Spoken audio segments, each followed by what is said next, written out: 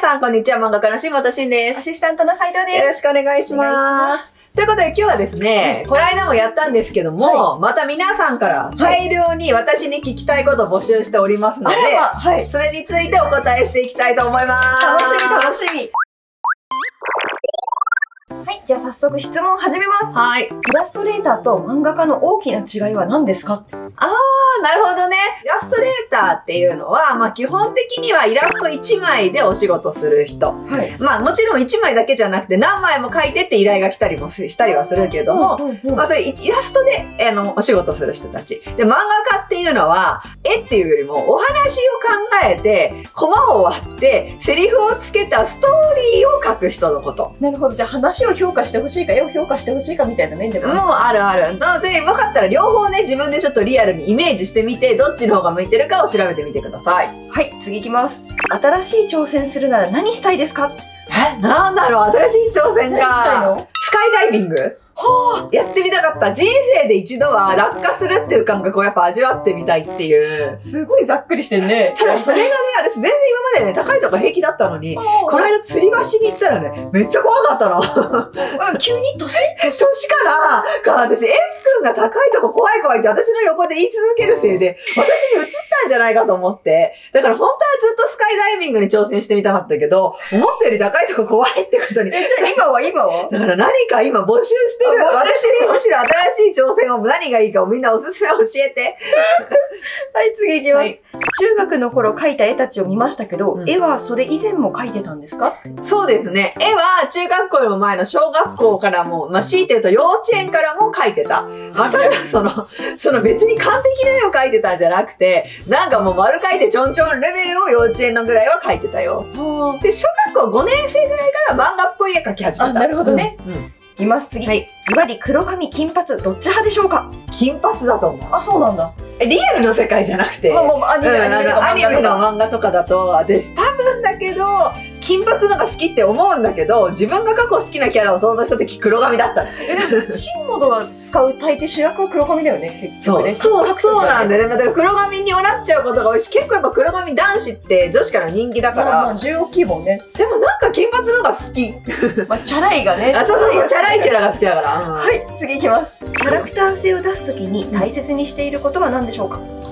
それはね、ある。欠点を持たせること。すべてが本当にダメなのに、一箇所ここ本当にいいよねっていうパターンか、本当にこいつは完璧なのにここがダメだねっていうパターンの、どっちかのキャラを作ることが多い。それなんで？やっぱり私ね、読者が親近感を抱いてもらうってことがすごく大事だと思って、そのキャラに好意を抱いてもらうのは、やっぱりなんかわかるとか、あるとか、すごいなんか笑っちゃうような面、そのキャラに対してが必要だと思ってるのね。なるほどね。だから、あえて完璧なキャラにも本当にダメなところを出してあげると、そこでみんなクスってなるから、なんかすごくそのキャラが近く感じるんだよね。今まですごいなんか完璧すぎて近寄れないみたいな思ってた人に対してちょっと、あれそんな一面もあるんだみたいな。確かにね。っていうのは結構リアルな世界でも実際あったりすることだとは思うんだけど。ギャップ燃えてるんだね。そう。だからそういうのを大切にしてます。大事なことでした。はい、次。今まで描いた中で先生が一番好きなイラストを教えてください。ある？なんだろう？覚えてる？覚えてない。私が描いた中で一番好きなイラスト？いや、これないから、むしろなんかみんな私のイラスト見てきたじゃん、YouTube で。その中でなんかどのイラスト印象に残ってるとか好きだったの？教えてほしい。これね、でもある人あるんだろうね、きっとね。そう、あると思うんだよね。私の描いてきた絵の中であれが印象に残ってますとか、あれが好きでしたってあると思うから、むしろ私のためにみんな教えて、よかったら。はい。絵が上達したなと思う瞬間はいつでしょうか？絵が上達したなと思う瞬間って本当にいろいろあるし、逆に言うと毎日描いてるのに全然上達しないって期間が基本ほとんどずーっと続いて、ある日突然、スポッて上手くなるんだよね。だからね、こうくんだ、急に、ね。そう、平坦でポコってきてまた平坦でみたいな。なんかさ、徐々に坂道登っていく感じなら一番いいんだけど、絵ってそうじゃなくて、なんか平坦でポコって上手くなって、たまにガクって下がって、で、また平坦でポコって上手くなって、みたいな感じだと思ってるから、今ここっていう明確なのはないけど、ある日突然やってくるってみんな思ってた方がいい。そう。明日上手くならなくても、なんかある日突然上手くなる日が来るから。自分の絵柄が好きになれません。どうしたらいいでしょうか？これはめちゃくちゃわかるんだよね。私も本当に自分の絵が好きじゃなかったから、ずーっとマジで、もう本当に。だからずっとその自分の絵が好きじゃない気持ちわかるけど、私はもうずっとそれで来ちゃったから、もう開き直ってる。まあもうそれでいっかって好きになんなくてもいっかになった。なるほどね。いやなんか私いつも人の絵が羨ましくて、なんかすごいこう個性がある絵柄だったりとか、なんかほんとシンプルに上手かったりとか、ずーっと周りに上手い人たちの絵見て憧れて、自分もこう描けるようになりたいって思いながらも、やっぱ描けなかったり、だから自分の変な癖出ちゃったりみたいなので、ずーっとコンプレックス、もうプロになってもずっとそれコンプレックスだったけど、もう最近 YouTube 始めてぐらいからもう開き直った。なんかもうしょうがないから、でもこれをいいって受け入れてくれる人たちがいたからいっぱい。そうね。だから、なんかそういう風に言ってくれてる人たちがいるんだから、まあもうこれでいいかって思えるように最近になったから、まあこの質問してくれた人もそういうタイミングが来るといいなと思ってます。私長年横でずっと言い続けたのにね、仕事超うまいじゃん。下手だよ。いや本当私もなんか自分の絵柄とか本当好きになれたタイミングないから、すごいその人の気持ちはわかる。はい、次いきます。絵のお仕事でもらったギャランティー。初めて食べたものは何ですか？初めて食べたものでしょ？ギャラで食べた。ギャラって私が多分初めて絵でお金もらったのは多分だけど、そのデビューして漫画の賞を受賞した時の賞金じゃないかと思うんだけど。何食べたの？全然覚えてない。何にも覚えてない。でもなんかそれこそ斎藤とかとなんか食べたりしたんじゃないの？私近所のさ、居酒屋でさ、大根餅みたいなのがじゃが餅だっけ？あそこにじゃが餅みたいに食べてて、あれだったんじゃないかな。あれじゃない。居酒屋でのじゃが餅みたいなのをおごってくれた気がするような。それ。次に、描きたいキャラがいても構図が浮かばないときどうしたらいいですか？難しいよね。構図とかっていうのはさ、難しそうだな。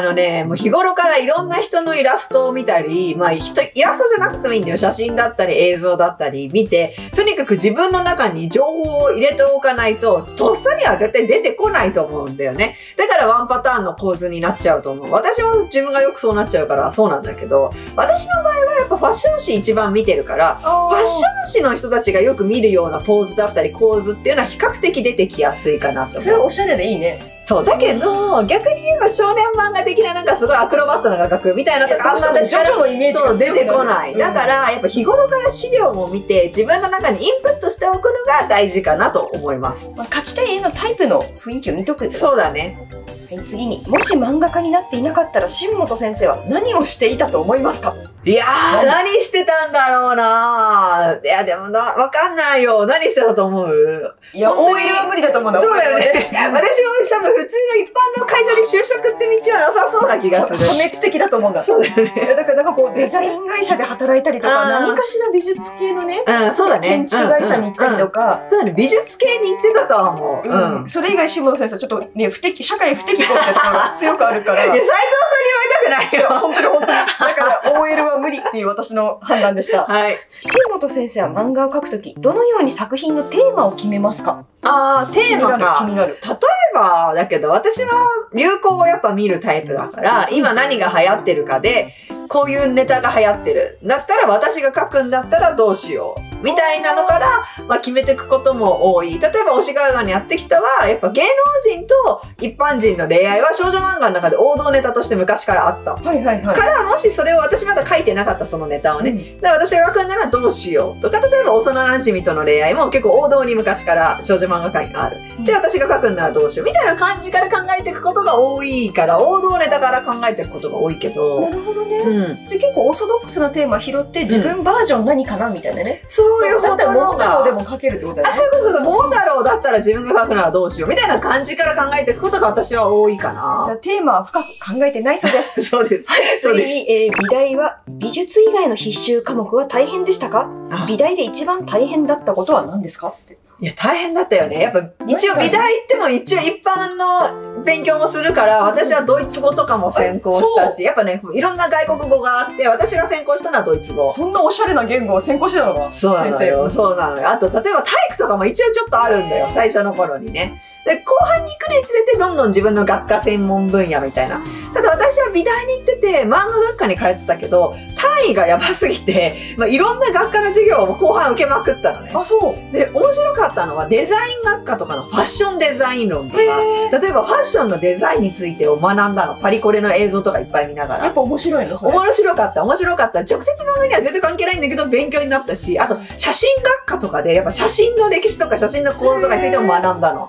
やっぱそういうことが学べて、結構美大だから、英語とかね、体育とか全く本当、関係ないこともあるけど、同じ多学科の授業っていうのも受けれたりするんだよね。それは案外、結局は最終的には自分の創作に生きるから、よかった。そう、大変だけど楽しかった。一番じゃあさ、苦手とか大変だったのは特にない？いやー、だから大変だったなとはさっき言ったような、語学とか、あとやっぱり美術史とか。もうなんかすごい昔からの歴史とか、ちょっともう私正直忘れちゃってるかもしれない。そう、これかなり好みが出るね。で、テストもあるからさ、やっぱ。なるほどね。じゃあアカデミックなものがちょっと苦手でした。そうそう、まぜみんな一緒よね。次に美容で気を使ってることを教えてください。お、じゃない質問来た。美容で気使ってることは、もう斉藤さんからアドバイスを受けて、日焼けしないこと。そうだね、そうだね。日焼けをしないことっていうのをアドバイス受けて、あ、確かにと思って、よかったら私漫画家じゃん。家からほんと出ないから、あんまり日焼けする機会ってないんだけど。日陰の生活だもんね。そうそう。あとはね、なんだろうな。やっぱ夜寝ること？あ、そうだね。そうそう。今まですごく不健康な生活を若かりし頃はすごく私もしてたから、良くないなと思ってアンチエイジング的にも。やっぱなるべく夜寝ることを心がけて。いや、年取った意見だね。そうそう。漫画家の中でミニキャラをどういうシーンでどのくらいの頻度で使うのがいいですか？ミニキャラの使い方ね。多分正解はこれも絶対ない。どんなところで使ったっていいんだけど、私がよく使うポイントは、ミニキャラの方がうまくコミカルに伝えられるようなシーンだった場合は、ギャグのシーンにミニキャラを使う。あとは、なんかこう、ちっちゃいコマとかで、重要なシーンじゃなくて、ちっちゃいほんと挟んだコマみたいな時とかミニキャラだったりする。なるほどね。緩急ちゃんとついてるんだ。緩急つけるイメージの抜きみたいなイメージでミニキャラを使います。はい。右利きなんですけど、右向きの顔がうまく描けないですっていうお悩み相談。それもうみんな一緒でさ、でもなんか知んないけど、私も左利きなのに右向きの、顔がうまく描けないの。あ、そうなんだ。普通左利きの人はみんなとは逆って言うんだけど、脳がね、逆だから。だけど、私も同じ、なぜかみんなと同じで右向きがうまく描けないんだけど、もうそれは、苦手なら反転して描くのが一番いいと思うから、デジタルの人はもう画面反転で。で、アナログの人は一回ちょっと裏返して、逆向きで描いてからもう一回裏返して透かして描くっていうのを、やるのがおすすめです。楽はないのね。未だに私もそれやってるからね。やっぱ描けないよ、そっち向きの顔うまく。もし新しく連載するとしたら、どんなジャンルの漫画を描きたいでしょうか？いやー、これ難しいなー。新しく連載したらね。逆にどんなのがみんなが読みたいかっていうのを考えて描く気がするけど、私は。今思ってるのは、やっぱ私キャラがいっぱい出てくる作品がすごく好きなのね。だからやっぱりキャラクターがいっぱい出てきて、誰が主人公でその時切り抜いても、話進むよね、みたいな、いっぱいキャラがバイバイしてる作品がやっぱ描きたいかなっていう。全然だから新しいものに挑戦っていうのはいつものやつを描いてる感じなんだけど。学生もの？学生じゃなくてももういいかな。私の年齢的なこと考えるとね。っていうのとか、やっぱイケメンがいっぱい出てくるような作品は描きたいかなと思う。やっぱ今さ、こんな方転生とかさ、悪役令嬢流行ってるから、そういうのも描いてみたい気持ちありつつさ、世界が描けるかなって言われて。読んでみよう。みんな読んでみたい。私も読んでみたい。フリフリの世界とかさ、この年齢になって転生ものを描き始める先生。ちょっとだからね、やろうと思えば描けるなくもないのかもしれないよね。っていう、いつでも可能性は無限大と思って次の作品に挑みたいです。見たいです。コメントが今相次いでる。はい、少女漫画家になってよかったなと思うエピソードが聞きたいです。いつでも嬉しいな。感想がもらえた時、読者の人から感想もらえた時とか、世間の人から認められたな、評価されたなと思った時とかはシンプルに書いてよかったな、誰かのためになってるよかったな、みたいなんだけど、月曜日が嫌じゃない？なるほどね。みんなは学校行ってるとか会社行ってる人たちってさ、月曜日憂鬱だと思うんだよね。で、ほんと、サザエさんとか見たときさ、もう日曜日が終わっちゃうってなるじゃん、世の中。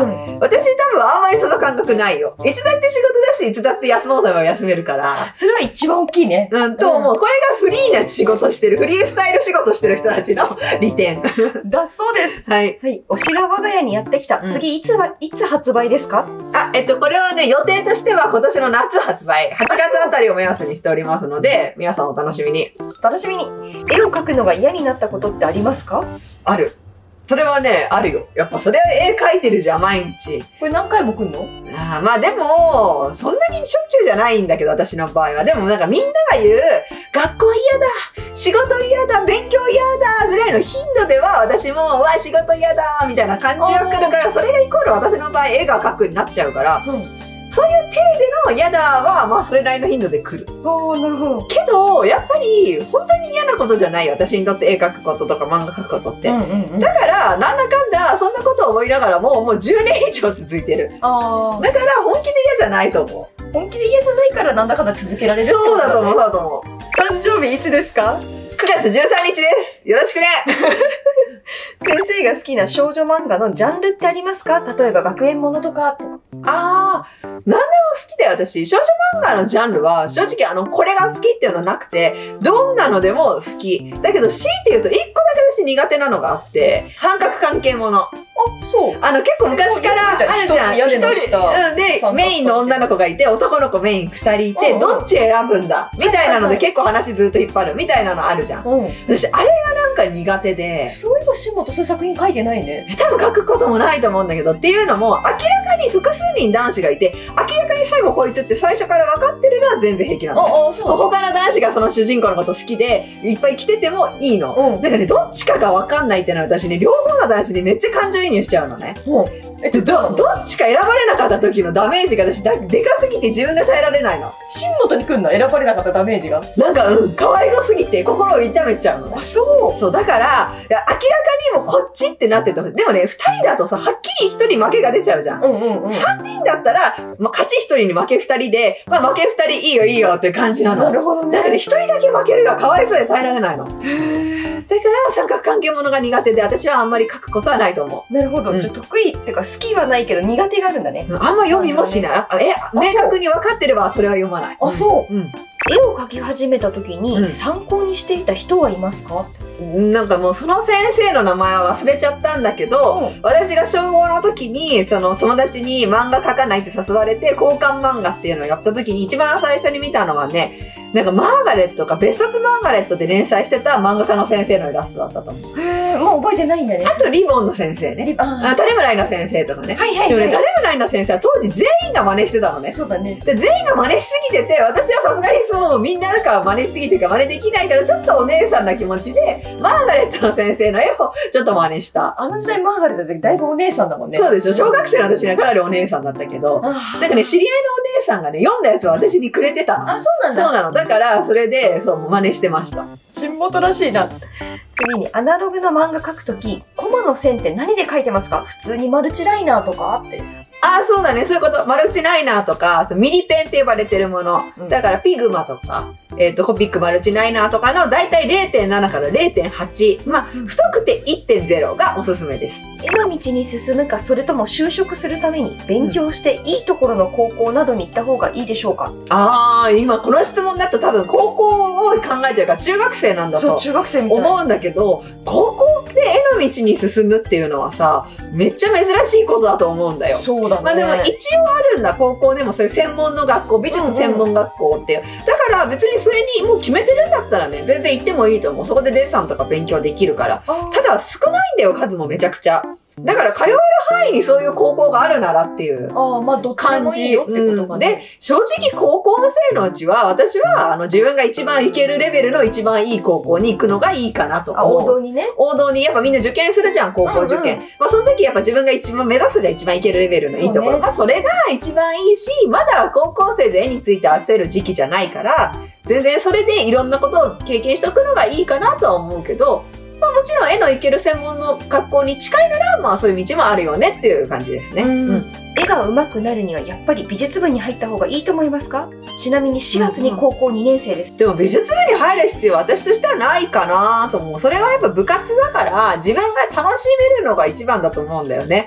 だから自分が楽しめるために美術部に行くのは全然いいんだけど、絵が上手くなる目的だったら、多分今はみんな家でインターネットで上手い人を見て学んで、書くで全然上達できると思う。そうね、時代だね。そう。他に入りたい部活がなければ私も美術部がいいと思う。でも他にもし入りたいい部活があるんだったら、無理して美術部に行く必要もないかなと思います。絵の勉強は全然自宅でその後できるから。押北のすみれちゃんの好物って何ですか？やっぱりサッキュンなんですかねって。そりゃそうだ。サッキュンが、すみれはサッキュンが好物だから、まあ、サッキュンがバナナが好きなんだよね。だからすみれもなんだかんだバナナをよく食べてるっていう設定だけ、あります。推しの影響、推しの真似。ダイエット方法、特に食事が知りたいですって。ある？いやー、私もだからこの何年か前にすごいダイエットしたじゃない？いやでもなんか食事のみじゃなくてやっぱ運動もしたから。先生、ミラクルダイエットを迎えたから。だからだけど、でもなんだろう、食事は基本的には和食中心かもしれない。てかあんまりもともと私でもそんなに脂っこいものとかが得意じゃなかったから、揚げ物とかあんま食べないで、和食、なるべく野菜を多く取るとかだよね、シンプルに。まあ、あと、新本先生、そこまで量を食べてないです。私が見てると。あ、そうかもね。そうかも、そうかも。そういう量を気をつけるとかかも。でもね、やっぱ甘いもんがやっぱ食べたくなって、やっぱなんかこう、だから量を決めてちょこちょこは食べてた。ケーキとか食べちゃうと、すごくオーバーしちゃうから、栗きんとんとかさ。そういうね。絶対ケーキ食べたいよ。私は、栗きんとんの世界。私は栗きんとん美味しいから、美味しいそういうのを食べてた。はい、次に S 君のいいところ3つ。教えてって。3つか。S 君のいいところでしょ？詰まってる。待って、1個目から詰まっても。だって、普通。めちゃくちゃ普通。いいところの行くよ、普通。なんと普通。めちゃくちゃ運がいい。運がいい。まあ、確かにいいところだ。そんな絞り出すんだ。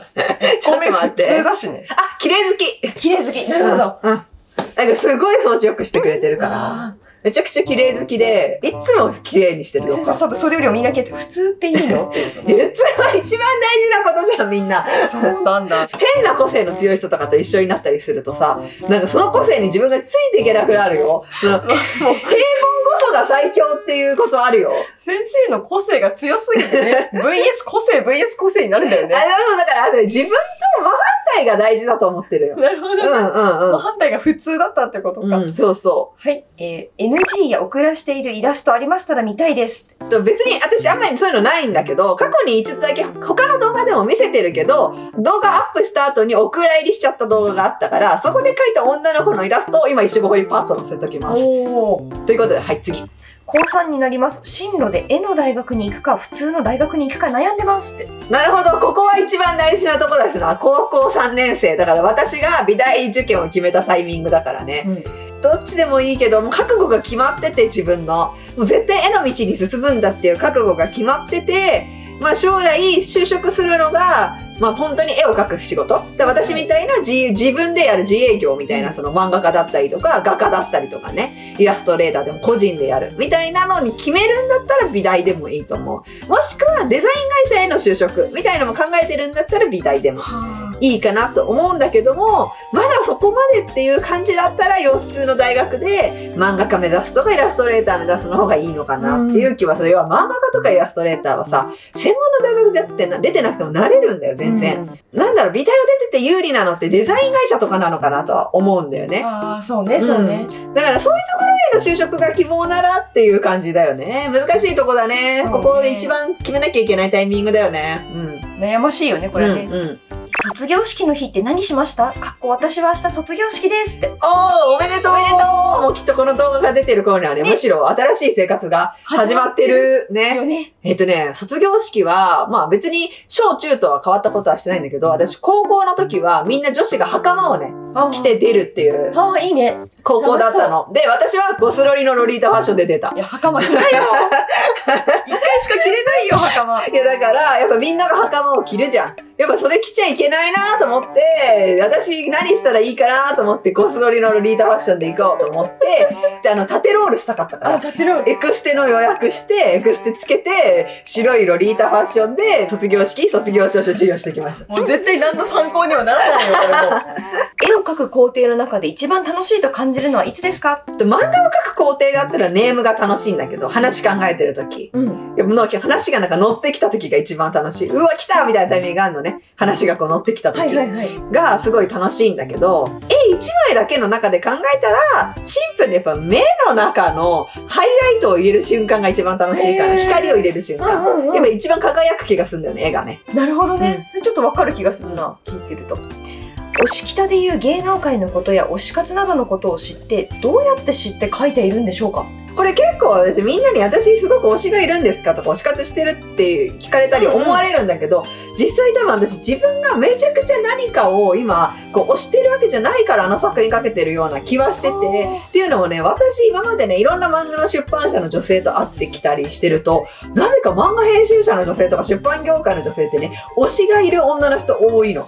しかもなぜか結構ねリアルな世界の推しがいる人多い、アイドルだったりとか俳優さんみたいな、やっぱその人たちのね話をずっと聞いてたの、昔からね。で、熱を持って話してくれるのね、みんな。それから私すごくいろいろ学んで、なんかこう、スミレみたいな像ができてった感じ。で、もちろんいろんなパターンの女性がいるなってのも分かってるから、スミレの友達みたいな複数のね、推しをしてるような女の子のキャラが生まれるんだけど、一番私ね、周りの人を参考にしてると思う。なるほどね。そうそう。で、芸能界は、なんだろう、なんか私はイメージで書いてることもいっぱいあるし、まあ実際なんかこういう仕事をしてると、テレビの現場に呼んでもらうこともまあたまにあるから、まあそういう時にこうちょっと見せてもらう感じで勉強させてもらうこともある。なるほど。歌が浮かばないけど、絵が描きたい時はどうすればいいですか？もうとりあえず描くだけど、絶対それ最終的にうまく完成しなくなるから、私はなんかこうネタ探しの方に先に出る。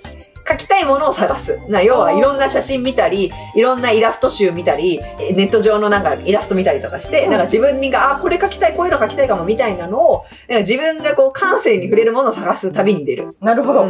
絵の練習法がいろいろありすぎて、何が一番いいのかわかりません。難しい。人それぞれだからな。これは人それぞれ。本当に自分何がいいか試してみて、自分が一番しっくりくるものを採用するのがいいとは思います。私のおすすめはクロッキーかな。絵と一切関係ないけど MBTI は何ですか？建築家。建築家だ。もう建築家です。推しが我が家にやってきたってまだ終わりませんよね。終わってほしくないですって。まだ終わんないです。でも結構話最近いいとこに来てるから。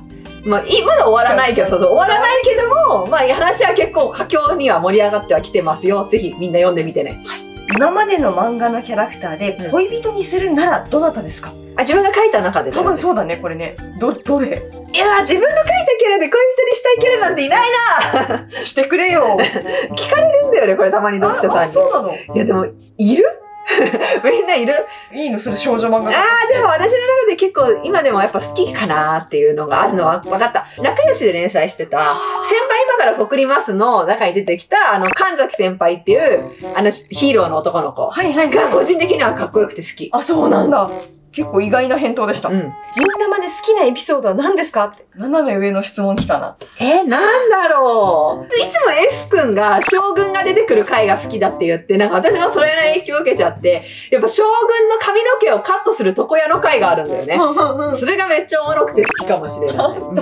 はい、自分の納得できる絵が描けません。どうしたらいいでしょうかって。これは私も同じだからな。納得いく絵が描けないのは私も未だに同じ。納得したらもうそこで試合終了だと思うよ。安西先生の言葉ね。もしかしたら納得しちゃったらもうそこで試合終了なのかもしれない。終わっちゃうかも自分が。だから納得できないうちがもしかしたら成長過程って思って、プラスに捉えてこっていうアドバイスです。アスリートみたいだったね。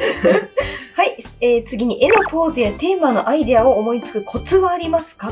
ポーズとかは、まあ私の場合はだからファッション誌見てることが多いかな。だから洋服をおしゃれに見せるためのポーズがよくあるから、おすすめ。で、テーマはさ、いろんなイラストとか作品を読めば、なんか中華風だったりさ、なんか西洋風だったりとかさ、なんか今回はメイド服みたいな感じとか、なんかそういうテーマはあるオタクの人たちが好きなテーマみたいな。だからそういうのから選ぶことが多かったりするかな。じゃあ周りを観察してテーマ選ぶって。そうだね。一人暮らしを始めて困ったことはありますかって。私本当にちょっとしか一人暮らししたことないんだけど、やっぱ誰とも喋らない。私ほら、一人暮らしイコールずっと本当に家にいるから、宅配便の人以外と喋らない。それはやっぱこう困ったの？ちょっと。さすがの新本でもちょっと困ったなって思うの？困ったっていうか、なんか声の出し方を忘れるっていうか、これ漫画家あるある。漫画家の人がみんな抱えてる悩みなんだろうけど、声の出し方を忘れるんだよね。ほんとそんなことあるんだ。いや、だからテレビとかと喋ってるけどね。いやいやいや、そんなわけあるかみたいなことをテレビに向かって言ったりとか。あとなんかアシスタントさんとたまに音声通話した時に、私が喋りすぎてアシスタントさんがちょっと引いちゃって申し訳なくなる。もう久しぶりの人に飢えてるよね。アシスタントさんが、そう、友達あったよ、私のね。友達だったから、大学の時とかにね。だからなんかこれは話聞く量ももらった方がいいねぐらい喋ったみたいな。はい、次に、絵を描くときに何か食べながら描かれたりしてますか？これからも応援してます。ありがとうございます。そうだね。あんまり食べながらは描いてない。なんかいつも、その描いてる場所が、私が大切にしているラグとソファーの上だから、そこでなんか大きな失敗をしたくない、こぼすとかさ、したくないから、あんま食べながら描かないけど、もしそこにあったらだよ、きっと食べながら描くと思う。あ、ほんと？いや、だからつまみたくなっちゃうね。でも無限になっちゃうから、絶対すぐ太っちゃうと思うから、気をつけてる逆に。偉いね。それほんと偉いね。イラスト、漫画専門の学校への進学が決まったのですが、準備しておいた方がいいことはありますかって。おめでとうございます。ね、おめでとうございます。もしかしたら入学しちゃってるかもしれないけど、多分ね、準備しといた方がいいことは、でもね、そういう学校に行ったら、一から全部教えてくれるのがいいところなのよ。別に何も脳知識で言っても、ちゃんと最初の授業で一から全部必要なものから教えてくれるのね。だから逆に準備しておくのはね、知らない人と出会った時にどう接するかっていう気持ちだと思う。そっちコミュニケーションの気持ちなの？私はそうなの。あと、初めましての時に自分をどうアピールするかっていうことを私はいつもこういう新学期の前っていうのは考えてた。なるほどね。それでいいのであろうか。最後の質問です。絵を描くこと以外で最近難しかった、もしくは大変だったことってありますかって。歌ったりするのも好きなんだけど、私。でもどうも音痴らしい。知らん、でもわかんない。私は気づかないんだけども。